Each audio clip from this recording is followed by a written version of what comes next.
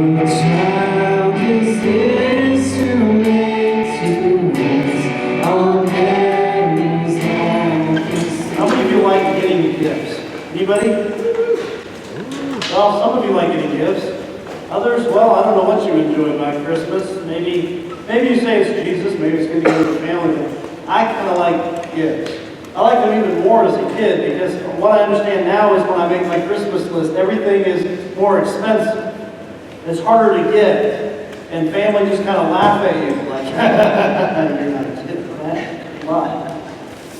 But as a kid, you make those Christmas lists, and then you begin to wonder, will I get those things on my Christmas list? What will I get? And as the presents begin to accumulate underneath the tree, the expectations kind of start to get the better of you. And you begin to shake the boxes. What is that? Does that sound like anything on my list? You begin to kind of lift the boxes and go, is that way about like that thing I want on my list? If you're sneaky like me, when you wrap the gifts, you stick extra stuff inside the box. It keeps it from rattling, that maybe like a can of soup that kind of keeps the weight in proportion. Or maybe you get really sneaky and you just put like a clue inside the box and they've got to go find the other present. And maybe you do that like on purpose. You take the smallest possible box and you stick that little clue inside the small box, but the big gift is in the garage. Whatever the case might be, we know that Christmas brings with it expectations. And so we look at these boxes and we begin to think, and when I was in about junior high school, the big thing was the Nintendo. I like DS, not Super 64 like Nintendo. I'm talking Mario Brothers, Duck Hunt. That was the thing. And if I opened up this gift, and if inside of this box was the Nintendo, I knew that this was the best Christmas ever. How disappointing, though, when you open up that box. Oh, socks. Thanks. It's great to watch kids do this. Some kids are trained really well, and even if they are absolutely disgusted by the gift, they go, oh, it's socks, thank you. Some of you do the same thing, that's where your kids get it. And then you take it back the next day. You know how this works. But sometimes the kids that they aren't trained very well, how many of us know kids don't oftentimes have very good filters? What they're thinking usually comes right out of their mouth. And so they'd be like, socks? I didn't want socks. Why'd you give me socks? Because you need them. Because your feet are ugly. I don't know. He's on. But it's awesome to see that. It's not so awesome to get that. How many of you have ever had a gift that didn't quite live up to your expectations? Anybody? That weight loss book? Probably not a good idea. Footed pajamas for adults? Maybe you like that kind of thing. I'm like, nah. Snuggies, no. You can keep that. We have these things that just don't quite live up to our expectations. And that's what we're talking about. Because Christmas brings with it expectations. There are certain things that we want, that we expect when we celebrate Christmas. Maybe you expect big meals. You go from Thanksgiving to Christmas to New Year's, and it's like eat, and you're stuffed. But hey, there's that one more thing. You haven't tried that yet, or somebody leaves the food out, and you're like, I'm not really hungry, but since it's here, I'll eat it anyway. And so we have that expectation maybe of overeating. We have that expectation that New Year's is coming, and there's always hope to make that resolution to lose what I just gained. Maybe for you, that expectation, that hope is in getting together with your family or with friends or having a party at work, or maybe you're dreading any of the above. I don't know what it is, what your expectations are, but chances are we can get so caught up in our expectations that we miss Christmas. Now, one of the things that I think that many people expect about Christmas, one of the things that they really enjoy, my wife is one of them, she enjoys Christmas music. And so it's almost an annual thing. I'll get her a new Christmas CD that she can listen to in the kitchen as she's cooking or making her holiday treats or whatever. And she loves that. It doesn't matter that each song or CD seems to have the same songs. We're just singing them in a little different way, with maybe a little bit different instruments, but she loves Christmas music. And I love to tease her about Christmas music. We've just got this understanding, and I'll run around singing it in obnoxious ways, just because I can.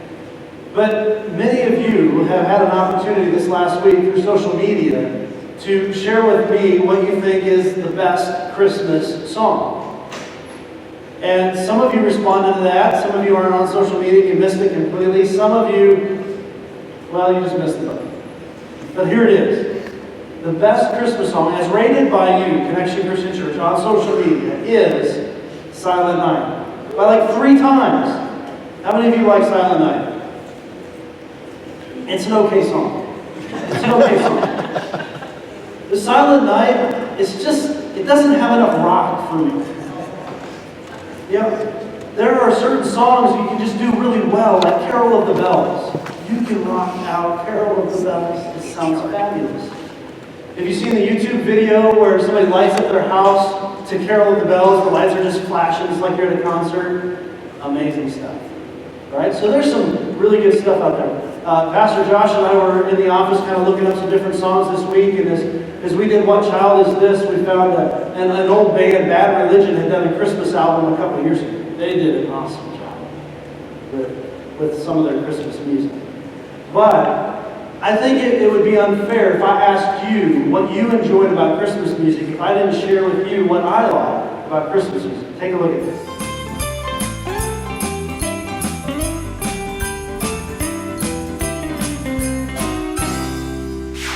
Christmas is kind of bittersweet for me because when I was a kid, my first time performing, I was 6 years old.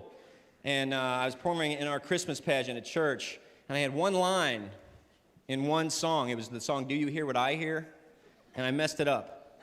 I sang, a child, sleeping in the night with a tail as big as a kite. That's not the way that song goes, ladies and gentlemen. People get mad when you sing about baby Jesus with a tail.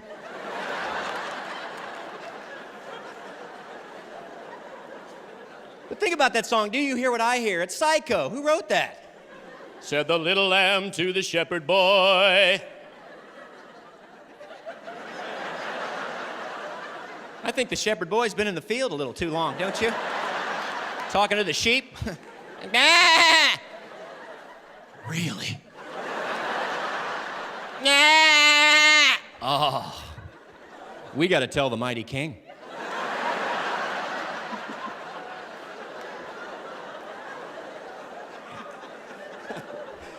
Gets worse, they go to the mighty king, you know. A child shivers in the cold. Let us bring him silver and gold. How about a blanket? How about some soup? Child shivered in the cold. Throw some gold on him, he'll be fine. He's got pneumonia, but he's loaded. That kid is gonna be some. Now, perhaps Christmas music brings certain expectations with it. And I'm glad that many of you found that funny, and therefore it maybe exceeded your expectations. You didn't know what to think. Like, is he going to throw some death metal at us? Is this going to be some hip-hop Christmas? You had no idea what to expect. But if you haven't heard of Tim Hawkins, I would highly suggest just search out Tim Hawkins if you get a chance to see him in concert. My wife and I have done that. He's a hilarious guy. There's lots of good stuff out there. And have you ever paused to read through the lyrics to some of your favorite Christmas songs? Probably most of us, we just sing it because, well, we've always sung that. We don't stop to think, well, you know, does this really line up with what the Bible says about Christmas? And wow, there's a lot of Christmas songs that aren't quite there. I mean, Shivers in the Cold, we would say, well, we don't even know when Jesus was born. Now, how do we know that it was cold? But we sing about it because in America, or perhaps wherever this was written at, I didn't research that, I think it was in England, when it was written that maybe it was cold for them during that time of year, but maybe for Jesus, it wasn't. But we sang this song, What Child Is This? And I think that we can kind of search through that a little bit and see what the song is actually about. And I think that you're going to see that there are some expectations maybe communicated in the lyrics as they're written. What child is this who laid to rest? There's a question. It's a very valid question. A question that probably all of us would have asked had we been present in Bethlehem almost 2,000 years ago when this baby was born. It was that they were gathered together for a census, a counting of people, and so many people were in the area that there was no room for them at the motel, at the inn. And so they stayed in a stable. And there was baby Jesus, born in a barn, an excuse to leave the door open the rest of his life.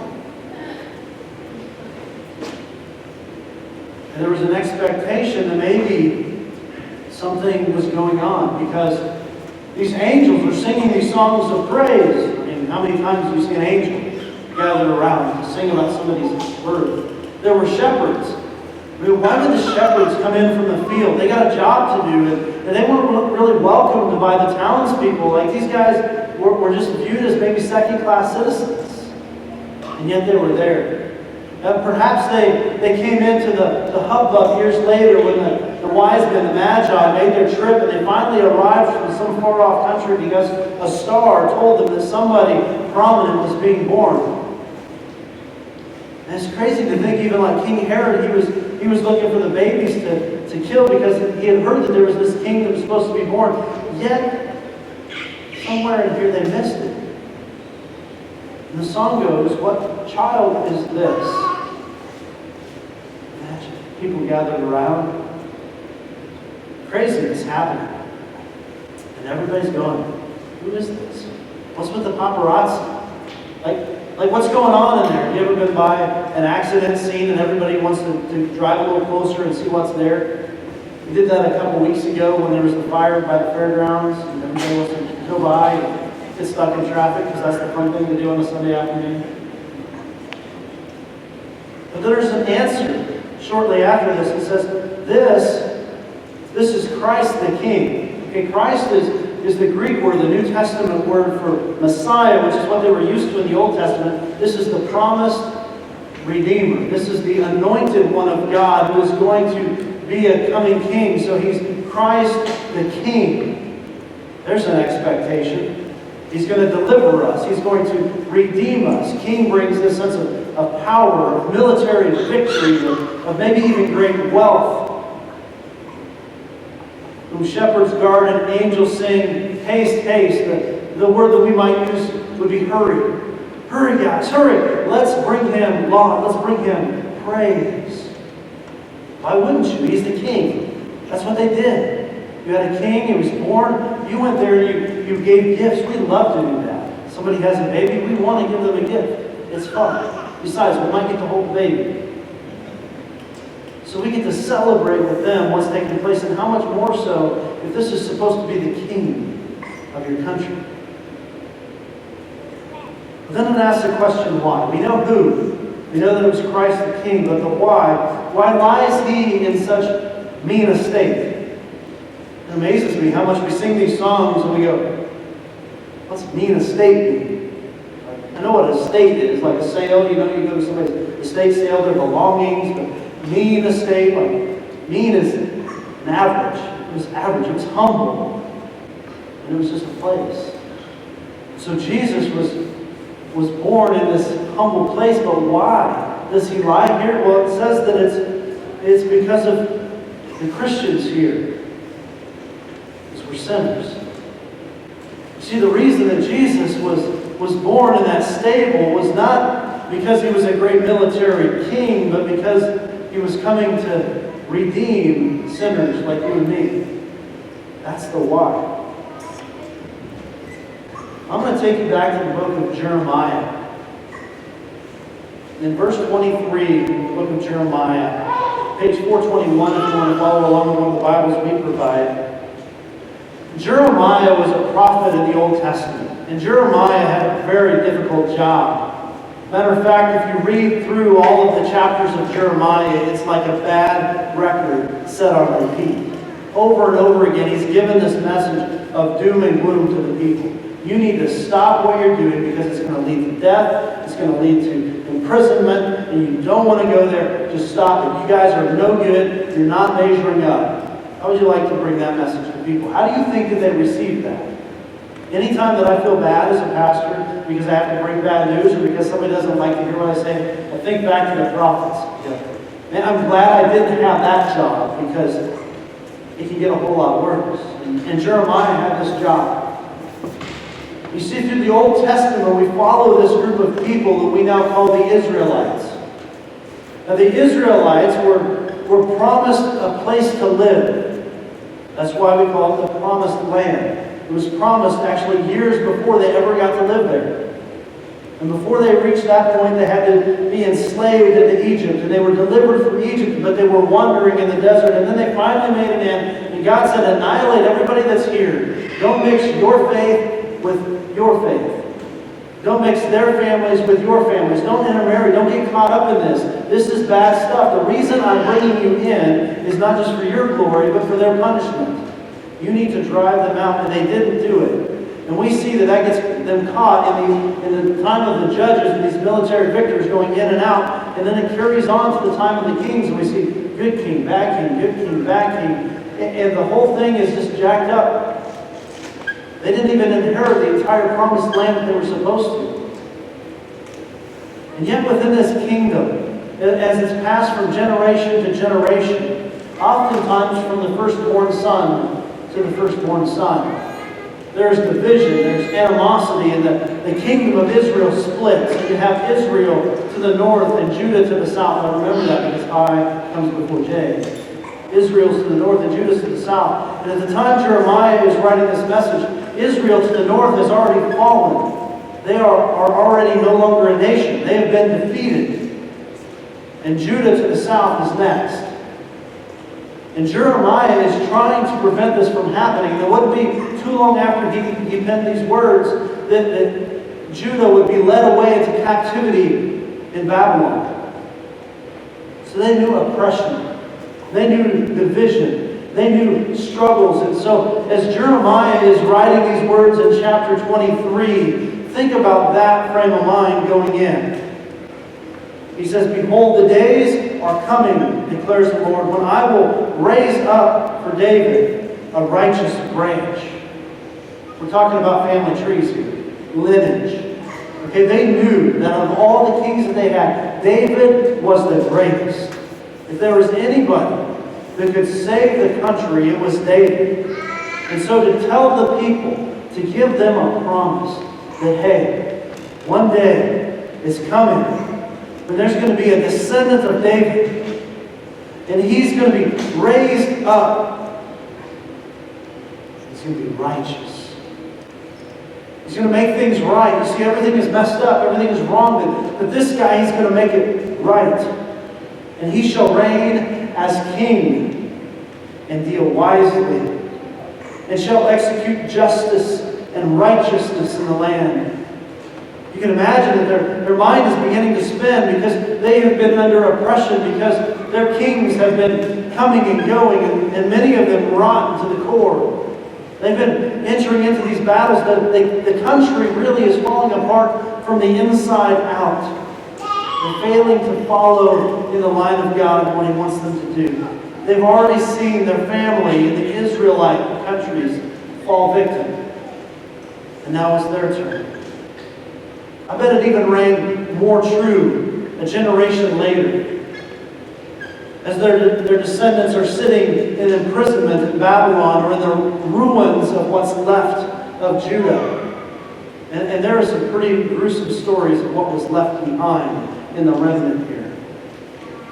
When they were left in shambles, when there was nothing, when there was no hope, no redemption, that there was this hope that came through the Word of God. The hope is that behold, I'm bringing this root of David, a righteous king, and he's going to rule over this land. There's a promise. There's a hope. There's an expectation. Now, sitting in Jerusalem would have been the religious leaders.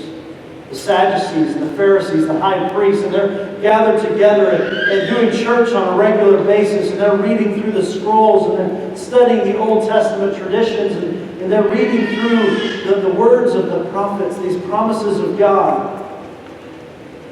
And isn't it crazy that when we get to Luke in chapter 2, which we will in just a minute, that as this babe was born in a manger, when others were gathered around going, "What child is this?" we don't see the religious leaders.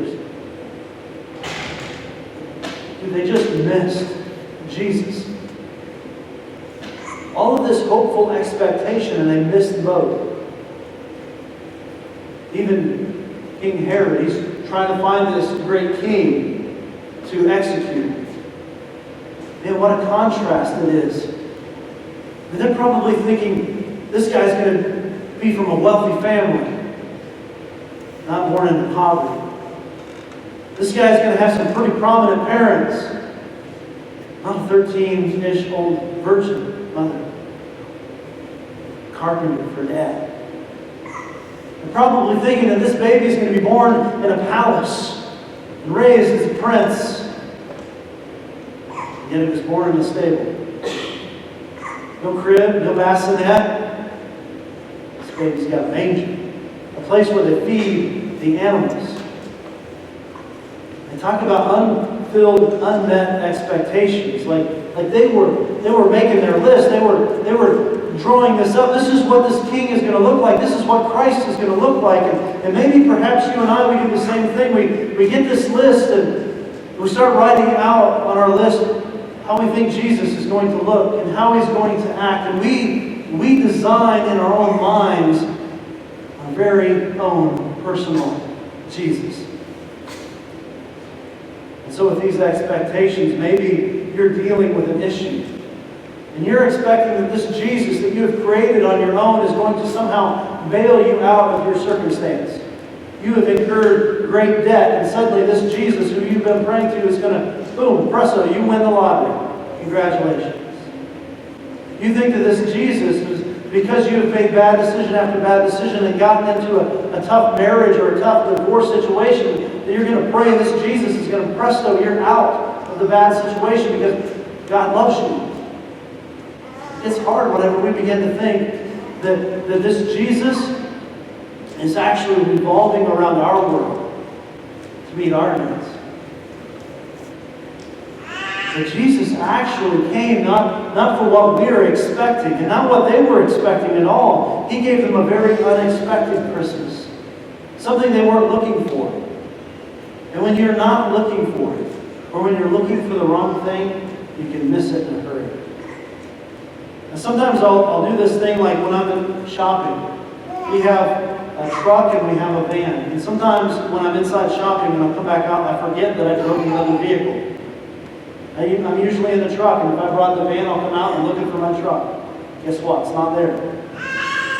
So it can be really easy to miss my car because I'm looking for something else.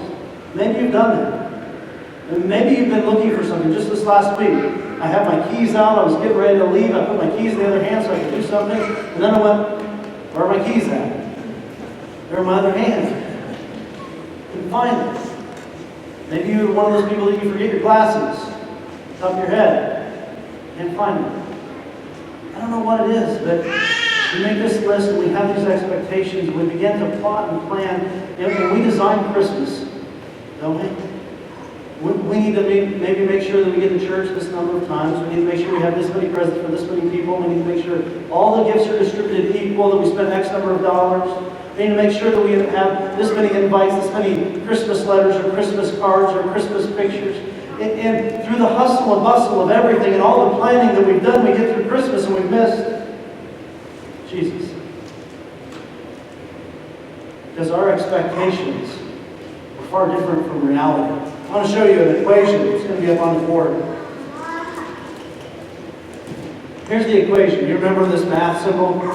It was maybe, for me, it was like a shark. When the shark gets the bigger number, maybe it's Pac-Man for you, I don't know. But when your expectations, when your hopes, your dreams are bigger than, greater than the reality of the situation, it leads to us getting underwhelmed.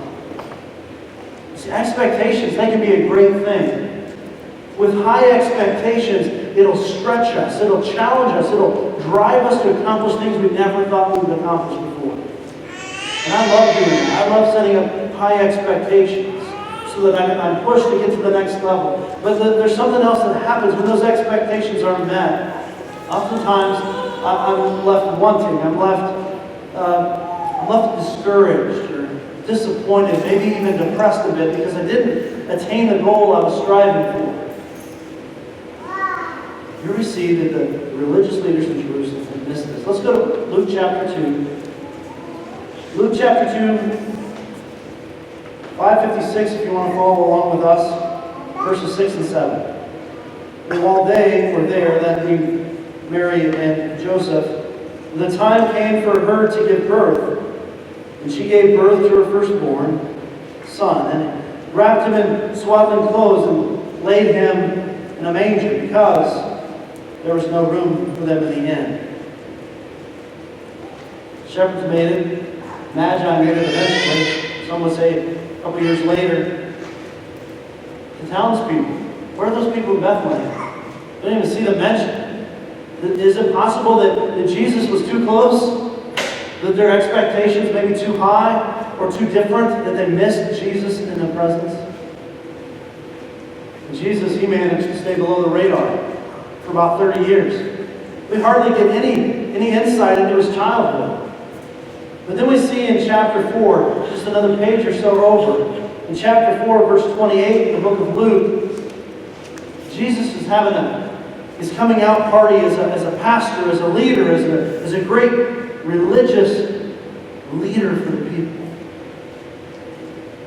Where better to have this campaign speech, as it were, than in your own hometown? I mean, you can get your own people excited. This is going to be fantastic. It says in verse 28, when they heard these things, when they heard Jesus talking to them, all in the synagogue, that being their church, were filled with, I think it was joy, maybe hope, maybe peace. I mean, those are Christmas words. That's what Jesus would bring, but they were filled with wrath, with anger, with hate. These are church people, guys. In Jesus' hometown. And they rose up and they drove him out of the town. And they brought him to the brow of the hill on which their town was built, so that they could throw him down the cliff. How's that sound? Maybe, just maybe, Jesus didn't meet their expectations of this king that Jeremiah had told them about. Maybe they were still hoping that he would have this great white stallion and this crown on his head and a long flowing robe, and he was going to annihilate the Romans who were currently holding them in oppression. Maybe that's what they were hoping for. And instead they got this boy with young parents. Dad was a carpenter. Nothing significant about the boy. Nothing stood out to them, and he begins to preach, and he begins to tell them the truth of God, and they can't handle it. But he passed through their midst, and he went away. Is it possible that with our expectations of who Jesus is and who we want him to be, that we can miss him entirely? That he can pass through our midst and just go away? I wonder, what kind of Jesus are you looking for? What do your expectations look like? Because I think it's true that God He can give us something that we need, and maybe not the Jesus we're looking for, and in that we miss the point. But I think there's some other expectations. It's kind of like we design a faith, we design a God, we design a Jesus that fits our needs, and we begin to do things for God's glory. And we forget to ever ask God if that's what He wants us to do. We forget to even pray and ask God's blessing on what it is that we're about to do. It's more of like the after effect. Oh, hey, by the way, God, this is your holiday. This is what we celebrate to be your holiday anyway. By the way, bless it. Oh, we've just spent all this time, all this money on decorations and on presents and spent time with family. Oh, by the way, God, it's all for you. You ever feel like that in your Christmas, your celebrations? We begin to make our own God instead of allowing Him to make us who He wants us to be. That's a danger. It's a danger of creating our own Jesus. We miss Him altogether. Father, I pray that you would help us to find Jesus. Help us to stop the hustle and bustle of the holidays. Help us to get past this point where we're creating in our own image what we think Jesus ought to look like. Maybe even we get caught up in the second coming of Christ and we think that it's going to be like this and it's going to look like that, and we don't know the time or the place. All we know is there's a promise. Just like there was a promise in the Old Testament that the King is coming in the line of David and He's going to reign with righteousness. Father, we know there's a promise that the King is coming, and this time we know He's coming on a white horse. He brings with Him victory. Not victory over the Romans or over the Babylonians, but victory over sin and death. We serve a Jesus that blows away the expectations. Maybe He doesn't give us exactly what we're looking for, but He gives us what we need. Father, we thank you for giving us what we need. Help us to humble ourselves and not seek our own kingdom, but to seek your kingdom. To seek your will and not ours. To seek your Jesus instead of making our own. It's in His name we pray. Amen. As the guys come forward with communion, it's an opportunity for us to pause and remember the death of Christ. You see this baby, He was born in the manger, but He wasn't born there simply to receive praise, simply to have angels singing these songs, or have shepherds come from the fields, or magi from distant lands who didn't even believe in the same God that we're talking about in the Old Testament, the God of Abraham, Isaac, and Jacob. They didn't believe any of that. This baby, He was born for sinners like you and I.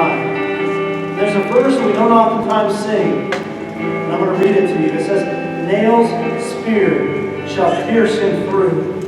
The cross be borne for me, for you. Hail, hail, the Word made flesh, the babe, the Son of God." This Jesus, I don't know what You've created Him to look like, but God gave you a Savior who was born to die. Remember that.